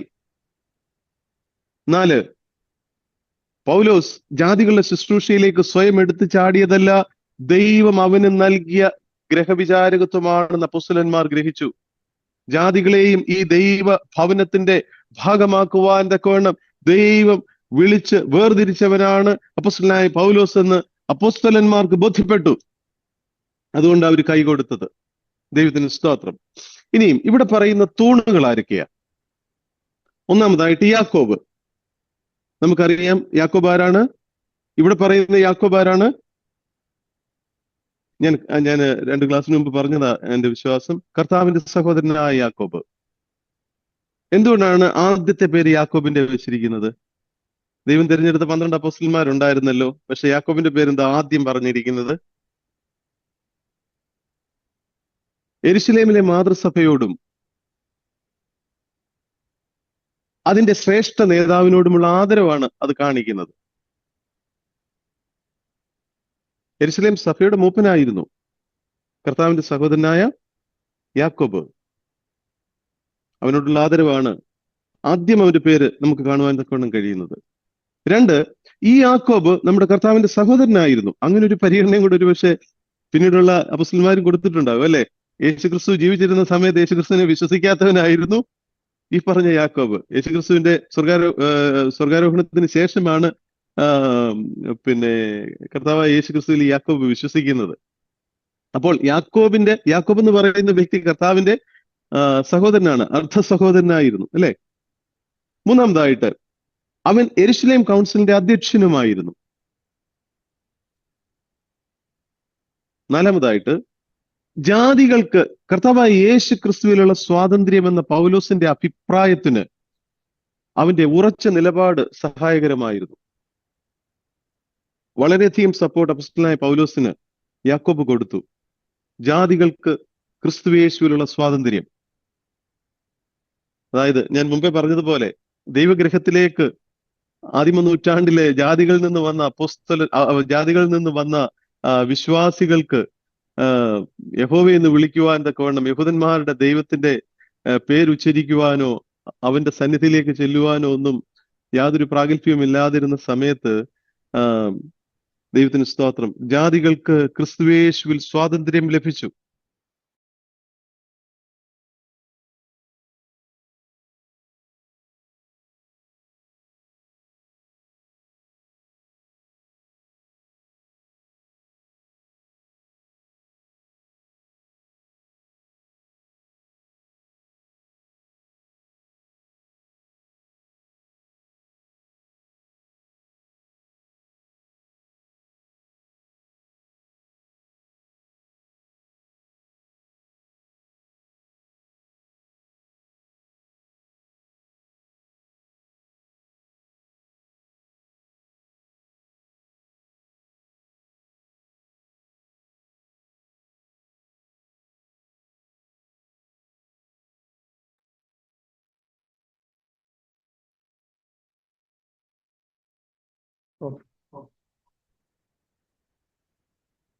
ഹല്ലേലൂയ. അജുബ്രദറിന്റെ വീട്ടിലെ നെറ്റിന് എന്തോ തകരാറാണെന്ന് തോന്നുന്നു. ഒരു 2 രൂപ പ്രാർത്ഥനയോടെ ആയിരിക്കാം ജോജി.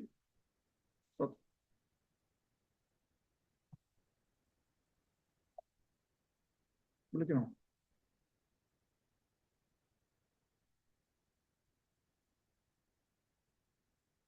ചെയ്യാം. ഇവിടെ സ്തോത്രം. ഈ വാക്യത്തിൽ പറയുന്ന 9-ാം വാക്യത്തിൽ പറയുന്ന തൂണുകളായി എണ്ണപ്പെട്ട 3 വ്യക്തികളെ കുറിച്ച് നമ്മൾ ചിന്തിച്ചത്. അതാരൊക്കെയാണ്? ഒന്നാമതായിട്ട് യാക്കോബ്, അതായത് കർത്താവിന്റെ സഹോദരനായ യാക്കോബ്. ഞാൻ പറഞ്ഞത് എന്തുകൊണ്ടാണ് ആദ്യത്തെ പേര് യാക്കോബിന്റെ പേര് എന്തുകൊണ്ടാണ് അവിടെ രേഖപ്പെടുത്തിയിരിക്കുന്നത് എന്നുള്ളതാണ്. ഒന്നാമതായിട്ട് യെരുശലേമിലെ മാതൃസഭയോടും അതിനെ ലീഡ് ചെയ്യുന്ന വ്യക്തിയോടുമുള്ള ഒരു ആദരവായിരിക്കാം അപ്പോസ്തലനായ പൗലോസ് ആദ്യമായിട്ട് യാക്കോബിന്റെ പേര് അവിടെ രേഖപ്പെടുത്തിയിരിക്കുന്നത്. അതിന്റെ മൂപ്പനായിരുന്നു, യെരുശലേം സഭയുടെ മൂപ്പനായിരുന്നു. രണ്ടാമതായിട്ട് ഈ യാക്കോബ് കർത്താവായ യേശു ക്രിസ്തുവിന്റെ സഹോദരനായിരുന്നു. താൻ ജീവിച്ചിരുന്ന കാലത്ത്, യേശു ജീവിച്ചിരുന്ന കാലത്ത് ഈ യേശുവിനെ വിശ്വസിച്ച ഒരു വ്യക്തി ആയിരുന്നില്ല യാക്കോബ്. എന്നാൽ യേശുവിന്റെ മരണശേഷം കർത്താവായ യേശു ക്രിസ്തുവിനെ വിശ്വസിക്കുവാൻ എന്തൊക്കെ ഇടയായി തീർന്നു. മൂന്നാമതായിട്ട് യെരുശലേം കൗൺസിലിന്റെ അധ്യക്ഷനായിരുന്നു ഈ യാക്കോബ്. നാലാമതായിട്ട് ജാതികൾക്ക് കർത്താവായ യേശു ക്രിസ്തുവിലുള്ള സ്വാതന്ത്ര്യം എന്ന വിഷയം അപ്പോസ്തലനായ പൗലോസിന് അദ്ദേഹം ആ വിഷയം ഏറ്റെടുത്ത് പ്രവർത്തിച്ചപ്പോൾ അതിന് ഉറച്ച പിന്തുണ കൊടുത്ത ഒരു വ്യക്തിയായിരുന്നു യാക്കോബ്. അതായത് ആദിമ നൂറ്റാണ്ടില് ഞാൻ നേരത്തെ സൂചിപ്പിച്ചതുപോലെ യഹൂദന്മാർക്ക് അംഗീകരിക്കുവാൻ കൊണ്ട് കഴിയാത്ത ഒരു കാര്യമായിരുന്നു ജാതികൾ അവരുടെ യഹോവയെ സേവിക്കുന്നതും അവന്റെ പേര് വിളിക്കുന്നതും ഒക്കെ. എന്നാൽ കർത്താവായ യേശു ക്രിസ്തുവിൽ കൂടി ക്രിസ്തുവിലുള്ള സ്വാതന്ത്ര്യം അവർക്ക് ലഭിച്ചെന്നും കർത്താവായ യേശു ക്രിസ്തുവിൽ കൂടി അവരും ഈ ദൈവഭവനത്തിന്റെ ഭാഗമായി തീർന്നു എന്നുള്ള യാഥാർത്ഥ്യം ഉൾക്കൊള്ളുവാൻ കൊണ്ട് കഴിയാത്ത ഒരു കാലമായിരുന്നത്. ആ കാലഘട്ടത്തില് പൗലോസിന് ഉറച്ച പിന്തുണ കൊടുത്ത വ്യക്തിയായിരുന്നു യാക്കോബ്. രണ്ടാമത്തെ വ്യക്തി അവിടെ പറയുന്നു കേഫാവ്, അതായത് പത്രോസ്. മത്തായിയുടെ സുവിശേഷം 16-ാം അധ്യായം 18-ാമത്തെ വാക്യം ഒന്ന് വായിച്ചിട്ട്, മാത്യു ചാപ്റ്റർ 16 വേഴ്സ് 18.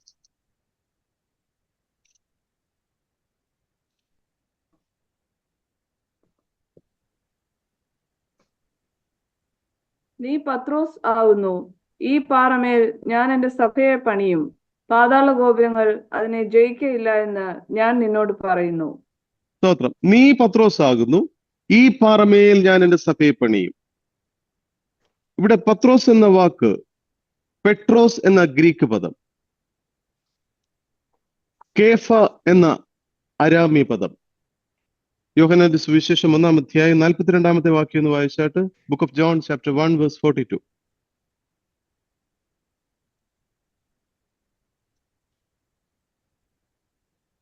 അവനെ യേശുവിന്റെ അടുക്കൽ കൊണ്ടുവന്നു. യേശു അവനെ നോക്കി, നീ യോഹന്നാന്റെ പുത്രനായ ശിമോനാകുന്നു, നിനക്ക് കേഫ എന്ന് പേരാകും എന്ന് പറഞ്ഞു. അത് പത്രോസ് എന്നാകുന്നു. സ്തോത്രം. നിനക്ക് കേഫ എന്ന പേരാകുന്നു, അത് പത്രോസ് ആകുന്നു. സ്തോത്രം. അപ്പോൾ അരാമ്യ ഭാഷയിൽ കേഫ, ഗ്രീക്ക് ഭാഷയിൽ പെട്രോസ്, അതായത് പാറക്കഷണം. ദൈവത്തിന് സ്തോത്രം.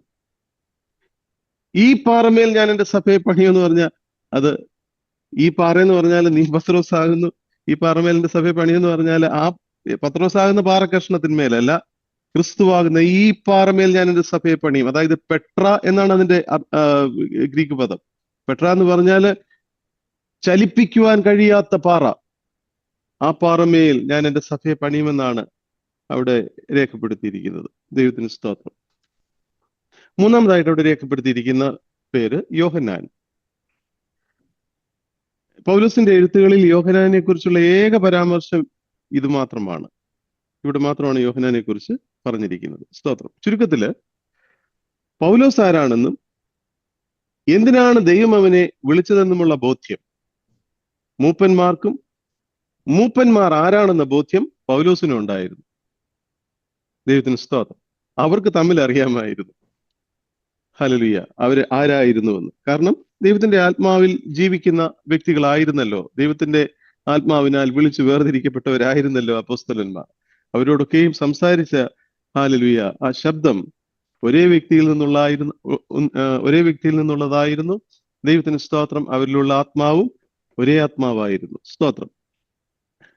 ഇനിയും തൂണുകൾ എന്ന പദത്തിന്റെ അർത്ഥം എന്താണ്? ന്യായപ്രമാണത്തിന്റെ ഉപദേഷ്ടാക്കന്മാർ, അല്ലെങ്കിൽ വലിയ പ്രാമാണ്യമുള്ളവർ, വലിയ പ്രാവീണ്യമുള്ളവർ, വൻ കാര്യങ്ങൾ നേടിയവർ. ഇവരെ യഹൂദജനം വിളിച്ച പേരാണ് തൂണുകൾ, അല്ലെങ്കിൽ സ്റ്റൂലോസ്, STULOS. അല്ലാതെ സഭയെ തൂണ് പോലെ വന്നിരിക്കുന്നവരല്ല. സ്തോത്രം. സഭയിലെ തൂണുകൾ എന്ന് പറഞ്ഞാല് തൂണ് പോലെ വന്നിരിക്കുന്നതാണെന്നൊന്നും വിചാരിക്കരുത്. ദൈവത്തിന് സ്തോത്രം. 10-ാം വാക്യം. അങ്ങനെ ചെയ്യുവാൻ ഞാൻ ഉത്സാഹിച്ചുമിരിക്കുന്നു.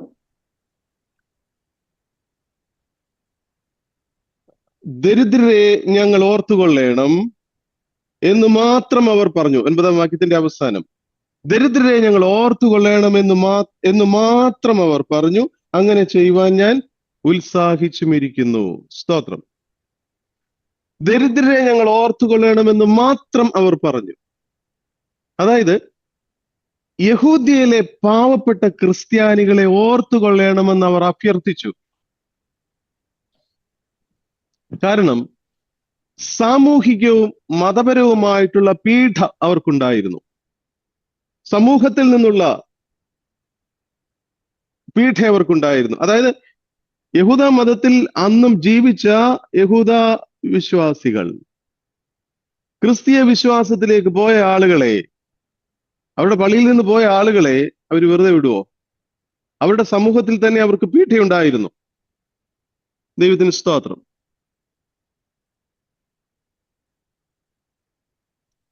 അവരുടെ സമൂഹത്തിൽ നിന്ന് തന്നെ അവർക്ക് പീഡയുണ്ടായിരുന്നു. മതപരമായിട്ടുള്ള പീഡ അവർക്കുണ്ടായിരുന്നു. തന്നെയുമല്ല, ആ പ്രദേശത്തെ പൊതുവായിട്ടുള്ള സാമ്പത്തിക മാന്ദ്യം അവരെ കുറെ കൂടെ ദാരിദ്ര്യത്തിന് വിധേയരാക്കി. ആ ദേശത്തുണ്ടായിരുന്ന സാമ്പത്തികമായിട്ടുള്ള വിഷയങ്ങളും അവർ കൂടുതൽ ദാരിദ്ര്യത്തിലേക്ക് പോകുവാൻ തക്കവണ്ണം ഇടയായി തീർന്നു. ഇതിനെല്ലാം ഉപരിയായിട്ട് നമ്മൾ പ്രവൃത്തികളുടെ പുസ്തകം 5-ാം അധ്യായത്തിലാണെന്ന് തോന്നുന്നു, അവർ തങ്ങൾക്കുള്ളത് വിറ്റിട്ട് അപ്പോസ്തലന്മാരുടെ കാൽക്കൽ വെച്ച് ആദിമസഭയ്ക്ക് കൈത്താങ്ങായത് നമ്മൾ മറന്നു പോകരുത്. ആദിമ നൂറ്റാണ്ടിൽ സംഭവിച്ച കാര്യമാണ് അല്ലെ? അനനിയാസ് സഫീറയൊക്കെ ഓർക്കുന്നുണ്ടല്ലോ. ആദിമ നൂറ്റാണ്ടിൽ ഓർക്കണം, യെരുശലേം സഭയില് പെരുന്നാളിന് വന്ന ആളുകള് യെരുശലേം ദേവാലയത്തിൽ കൂടി ഒരു സൈഡില്.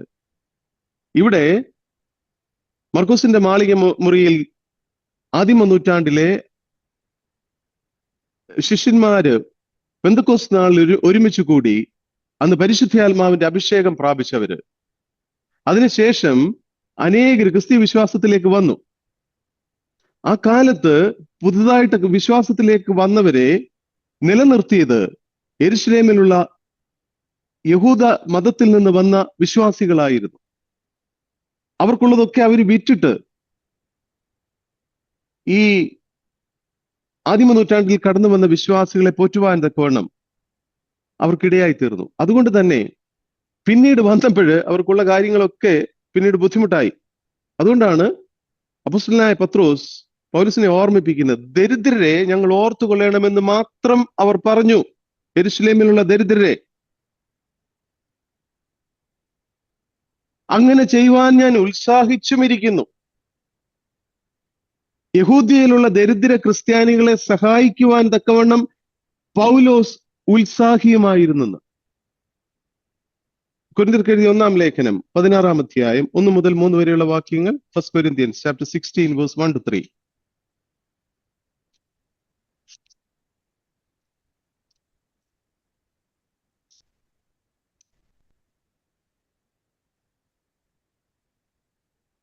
വിശുദ്ധന്മാർക്ക് വേണ്ടിയുള്ള ധർമ്മശേഖരത്തിന്റെ കാര്യത്തിലോ ഞാൻ ഗലാത്യ സഭയോട് ആജ്ഞാപിച്ചതുപോലെ നിങ്ങളും ചെയ്യുവീൻ. ഞാൻ വന്ന ശേഷം മറ്റൊരാൾ വായിച്ചിട്ട്.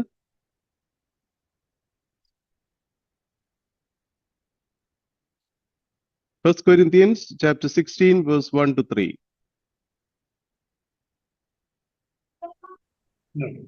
വിശുദ്ധന്മാർക്ക് വേണ്ടിയുള്ള ധർമ്മശേഖരത്തിന്റെ കാര്യത്തിലോ ഞാൻ ഗലാത്യ സഭകളോട് ആജ്ഞാപിച്ചതുപോലെ നിങ്ങളും ചെയ്യുവീൻ. ഞാൻ വന്ന ശേഷം മാത്രം ശേഖരം ഉണ്ടാകാതിരിക്കേണ്ടതിന് ആഴ്ചവട്ടത്തിൽ 1-ാം നാൾ തോറും നിങ്ങളിൽ ഓരോരുത്തൻ തനിക്ക് കഴിവുള്ളത് ചരതിച്ച് തന്റെ പക്കൽ വെച്ചുകൊള്ളണം. ഞാൻ എത്തിയ ശേഷം നിങ്ങളുടെ ധർമ്മം യെരുശലേമിലേക്കും കൊണ്ടുപോകുവാൻ നിങ്ങൾക്ക് സമ്മതമുള്ളവരെ ഞാൻ എഴുത്തോടുകൂടെ അയക്കും. ഞാനും പോകുവാൻ തക്കവണ്ണം അത് യോഗ്യമായിരുന്ന മതി. ഇത് യഹൂദയിലുള്ള ദരിദ്ര ക്രിസ്ത്യാനികളെ സഹായിക്കുവാൻ തക്കവണ്ണം അപ്പോസ്തലനായ പൗലോസ് താല്പര്യം കാണിച്ചു. ഒരു വേദഭാഗമാണ് നമ്മൾ വായിച്ചത്. രണ്ടാമതൊരു വേദഭാഗം കൊരിന്ത്യർക്ക് എഴുതിയ 2-ാം ലേഖനം 9-ാം അധ്യായം 1-ാം വാക്യം. 2 Corinthians chapter 9 verse 1.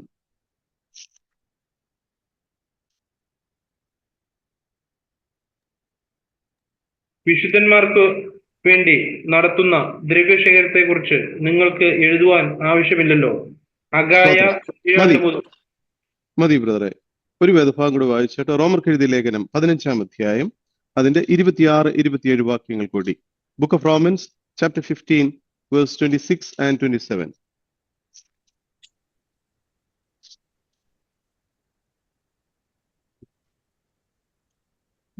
ഇപ്പോഴോ ഞാൻ വിശുദ്ധന്മാർക്ക് ശുശ്രൂഷ ചെയ്യുവാൻ യെരുശലേമിലേക്ക് യാത്രയാകുന്നു. യെരുശലേമിലെ വിശുദ്ധന്മാരിൽ ദരിദ്രരായവർക്ക് ഏതാനും ധർമ്മോപകാരം ചെയ്യുവാൻ മക്കതോനിയയിലും അഖായിലുമുള്ളവർക്ക് ഇഷ്ടം തോന്നുന്നു. അവർക്ക് ഇഷ്ടം തോന്നുന്നു എന്ന് മാത്രമല്ല, അത് അവർക്ക് കടവും ആകുന്നു. ജാതികൾ അവരുടെ ആത്മീക നന്മകളിൽ കൂട്ടാളികൾ ആയെങ്കിലും ഐഹിക നന്മകളിൽ അവർക്ക് ശുശ്രൂഷ ചെയ്യുവാൻ കടംപെട്ടിരിക്കുന്നുവല്ലോ. സ്തോത്രം. അപ്പോഴ് യെരുശലേമിലുള്ള ദരിദ്ര ക്രിസ്ത്യാനികളെ സഹായിക്കുവാൻ തക്കവണ്ണം അപ്പോസ്തലനായ പൗലോസ് ഉത്സാഹം കാണിച്ചിട്ടുണ്ട്.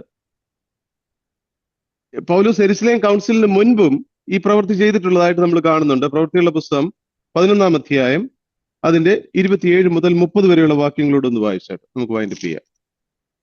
Acts chapter 11 verse 27 to 30. ആ കാലത്ത് ജെറുസലേമിൽ നിന്നും പ്രവാചകന്മാർ അന്ത്യോക്യയിൽ വന്നു. അവരിൽ അഗബോസ് എന്ന് പേരുള്ള ഒരുവൻ എഴുന്നേറ്റ് ലോകത്തിലൊക്കെയും മഹാക്ഷാമം ഉണ്ടാകും എന്ന് ആത്മാവിനാൽ പ്രവചിച്ചു. അത് ക്ലൗദസിന്റെ കാലത്ത് സംഭവിച്ചു. അപ്പോൾ യഹൂദയിൽ പാർക്കുന്ന സഹോദരന്മാരുടെ ഉദവിക്കായി ശിഷ്യന്മാരിൽ ഓരോരുത്തൻ പ്രാപ്തി പോലെ കൊടുത്തയപ്പാൻ നിശ്ചയിച്ചു. അവർ അത് നടത്തി ബർന്നബാസിന്റെയും ശൗലിന്റെയും കയ്യിൽ മൂപ്പന്മാർക്ക് കൊടുത്തയച്ചു. സ്തോത്രം. അപ്പോഴ് യഹൂദയിലുള്ള ദരിദ്രരായിട്ടുള്ള ക്രിസ്ത്യാനികളെ സഹായിക്കുവാൻ തക്കവണ്ണം ഇവിടെ അപ്പോസ്തലനായ പൗലോസ് പറയുന്നു. അവരെ സഹായിക്കുവാൻ തക്കവണ്ണം പൗലോസ് ഉത്സാഹിയായിരുന്നു. ഈ യെരുശലേം കൗൺസിലിന് മുൻപും അപ്പോസ്തലനായ പൗലോസ് ഈ പ്രവൃത്തി ചെയ്തിട്ടുള്ളതായിട്ട് നമുക്ക് വേദഭാഗങ്ങളിൽ നിന്ന് കാണുവാൻ തക്കവണ്ണം കഴിയുന്നു. ദൈവത്തിന് സ്തോത്രം.